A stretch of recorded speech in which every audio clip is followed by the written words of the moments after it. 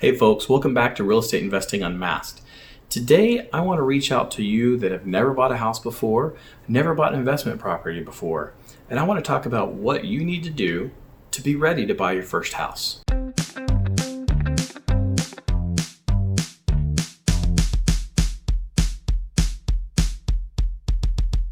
Whether you want to buy your first property to move into or buy your first real estate investment property, there are certain things you need to do in the correct order, in my opinion. One of the first things that I think you need to do is get all of your documentation together. Get your pay stubs, get your W-2s, get any kind of income that you're earning, take your value, any way that you would determine what your net worth is and what your income is, what your expenses are, and get them all together in one centralized location. Once you have that information together, you need a mortgage banker or a mortgage broker. It really doesn't matter which one you get. They do the same things in general. All you need to know is they get you a mortgage. And that's what's important. So I use a certain mortgage broker. I use actually a couple mortgage brokers. And they are usually the ones that will go looking around for different loans for me. Most all of these mortgage guys can find you a loan within a couple percentage points of each other, fractions of a percentage point of each other. So it really doesn't matter a whole lot which one you go to. However, there are some that will charge more than others for the origination fees and other things. I'm not going to get into the weeds on that too much. You just need a mortgage broker or mortgage banker. If you'd like to find out how to find one of those, go ahead and comment down below. And if I get enough of you asking, I'll create a video for you. So you need a broker or a banker, mortgage broker or mortgage banker to help you. Once you have all your financials together, you're going to need to ask them how much you would qualify to get a loan for. You want to get pre-approved for a loan. Now, if you have a good broker or good banker that can get you a loan, you're going to want to get pre-approved. And the reason why you get pre-approved is because when you go and start looking for houses, you want to be able to say, I am able to buy this house. If you just get pre-qualified ahead of time, you're really not doing yourself the best service possible. As soon as you find the house that you want, you don't want to wait. You want to put the offer down. So getting pre-qualified and getting pre-approved are two different things. Pre-qualified just says, okay, real quick look at the numbers, you look all right.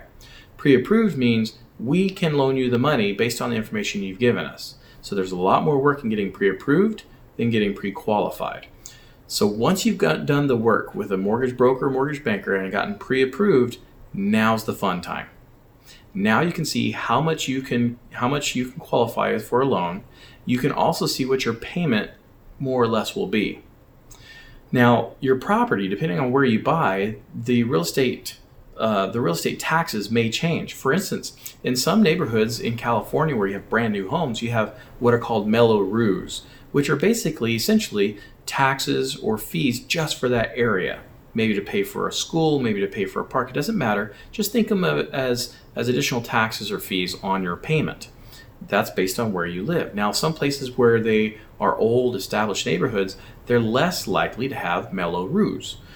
Now, the taxes, in some places I know in California, you may have a 1.1% tax on your property, whereas other places in California may be a 2% tax on your real estate. So the mortgage broker or mortgage banker can give you a general idea of what your payment will be. What I normally do will add a 1% on top of whatever the purchase price I'm looking at for taxes. And if I do that, I'm usually pretty close in the ballpark because honestly, I'm not looking for houses that are going to put me in a 2% tax bracket. I don't want that.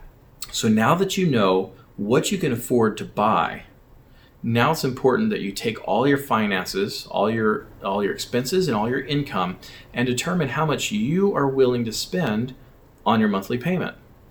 Now the mortgage broker, mortgage bank will tell you the maximum amount they will lend to you. You don't want to look for a house that will cover that.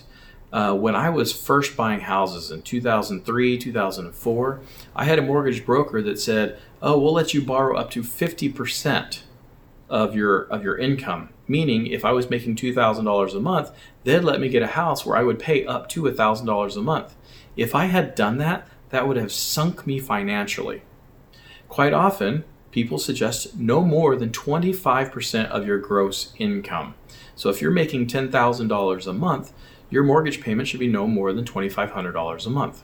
Now that's a guideline, which means you don't have to stick to that 25%. However, if you stick to that 20 to 25%, you're going to be in less hurt than if you go to 30, 35, 40, or even 50%. Could you imagine spending 50% of your income just on the house payment?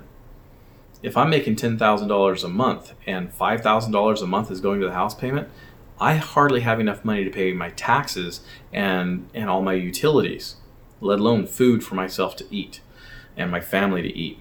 So you want to keep that reined in and say, okay, mortgage broker, you said I can get a mortgage for $500,000. What if I want the payment to be no more than X amount? Then they will make the adjustment and say, okay, if you want to make a payment of, say, $2,000 a month, then you won't be able to find a mortgage for any more than $350,000, let's say. All right, so that's kind of the general idea of how the first step. Get the mortgage broker and banker with all your financial information. So it's kind of 2 steps. And then once you have that, you'll know what house you can afford. Now, the easy part is looking at houses online. Up until this point, you've probably already done that. You're probably looking at realtor.com or redfin.com, zillow.com. There's a lot of websites that will show you properties that are available for sale. And I think it's fantastic that you've been looking, because you need to know what you're interested in and what kind of price range that you want to fall within. Now that you've talked to your mortgage broker or mortgage banker, you know exactly what you can afford and kind of what payment you're going to have. Now's when you talk to the realtor. Once you find a place or a few places you like, you can contact the realtor, or you can contact the realtor first, and they will end up looking for places for you as well. Now, every time I've bought property, I've gone and looked for property myself before talking to the realtor, because I know what I like more than they know what I like. For them, it's kind of a guess. They'll ask me a bunch of questions. I'll answer the best I can, and they'll send me stuff. And quite often, I'll look at their list and I'm like, this isn't exactly what I want. You have the features, but you don't have the feel that I'm looking for. I hope you know what I mean. It happens. So once you go to the realtor and say, this is a house I'd like to look at, the good thing about that is that realtor now knows, with this being a house that you wanted to look at, that it fits your criteria, which means they can look for other houses that fit that criteria, that box that you're looking for. What I have found in all the realtors that I have talked with, it doesn't matter whether it's somebody I've used many, many times, or somebody I've used a few times, or somebody I haven't used at all. When you tell the realtor what price point you're looking for instance, let's say you're looking for a house for $500,000. We'll go with California prices because I live in California. You're looking for a house for $500,000, $500,000. If you tell the realtor that you're willing to go up to $500,000, that realtor will show you houses between $400,000 and $550,000. That might even go up to $600,000. And you're going to wonder, why are you showing me a $600,000 house? The reality is, if they can see that the mortgage broker, mortgage banker has approved you for much more than what you're actually asking for, they know that you can afford it. So they're going to push the limit a little bit more, because they get their percentage of what they're going to make is based on the purchase price. So the more you spend on that house, the more they make, and that's how they get their livelihood. So you got to watch out. So if I'm going to go for a house that's $500,000, I will probably tell my realtor, I can afford a $450,000 house, but I will not go more than $500,000. And if I say that, they're more likely to stay within that range of under $500,000 that I asked them. Now, that's not true with all realtors. Some realtors, you tell them the max I want to spend is $300,000, and they will not ever show you a house over $300,000. But the moment you show them a house that you found for $305,000, the limits are off, because you just went above your limit.